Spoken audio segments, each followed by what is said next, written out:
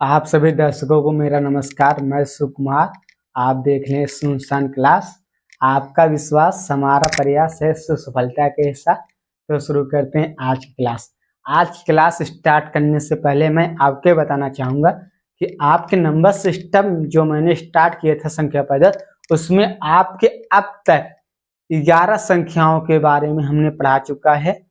और ये आपका जो है, ये आपका लास्ट संख्या 12 है। काल्पनिक नंबर क्या है? 12। ये आपका अंतिम संख्या है। इससे पहले आपने क्या क्या पढ़ा था?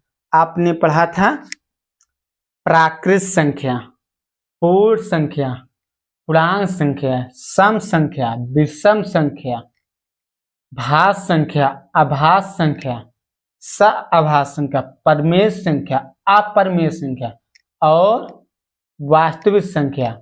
और आपका ये बना हुआ है काल्पनिक संख्या।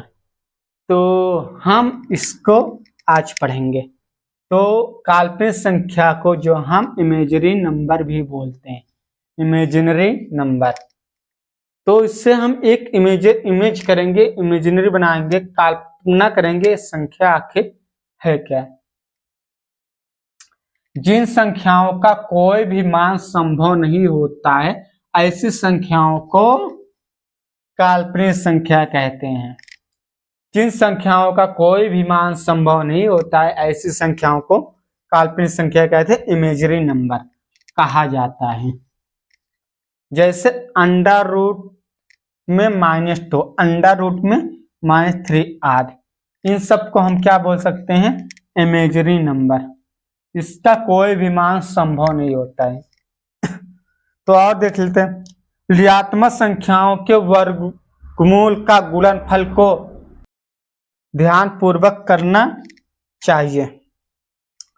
ऋणात्मक संख्याओं के वर्गमूलों का गुणनफल ध्यान पूर्वक करना चाहिए।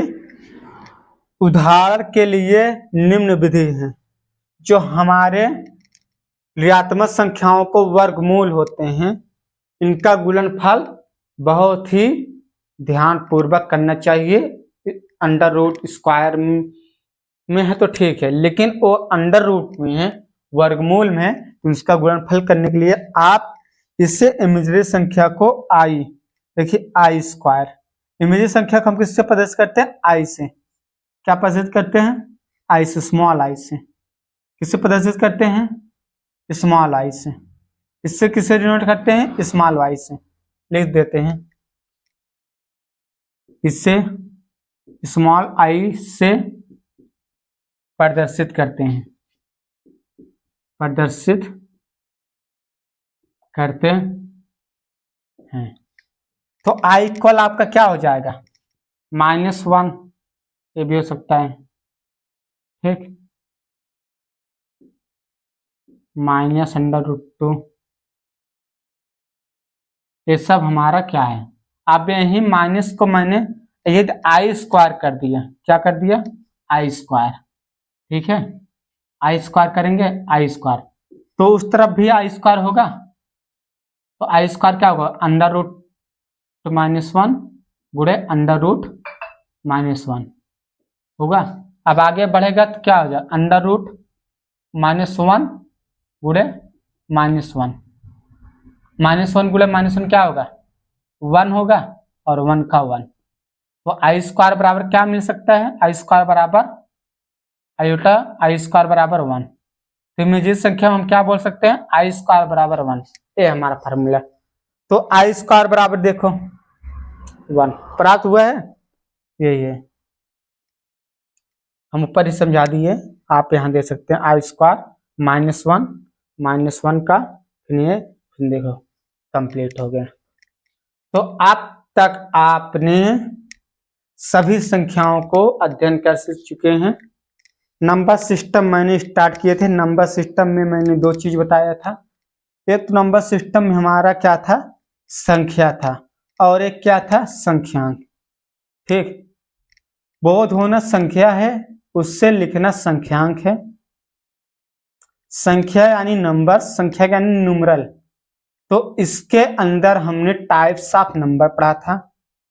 तो there are 12 types of number देखा था। नेचुरल नंबर संख्या, whole number, integers number, even number, सम संख्या, विषम संख्या, भाज्य संख्या, coprime number, rational number, irrational number और अपरिमेय संख्या, रियल नंबर और लास्ट आपका इमेजिनरी नंबर।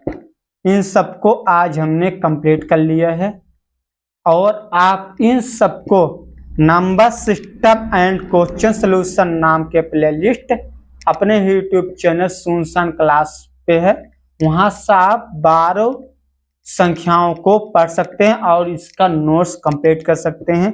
ये सब हमारे संख्याएं प्रत्येक कॉम्पिटिटिव एग्जाम में आते हैं इसके क्वेश्चन। पहला ही चैप्टर आपका नंबर सिस्टम होता है।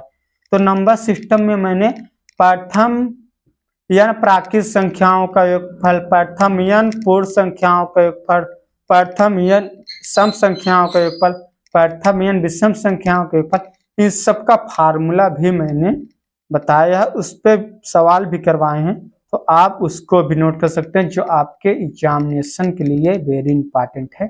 तो आज के वीडियो में इतना ही, मिलते हैं किसी क्वेश्चन सॉल्यूशन का टॉपिक लेके, तब तक के लिए जय हिंद।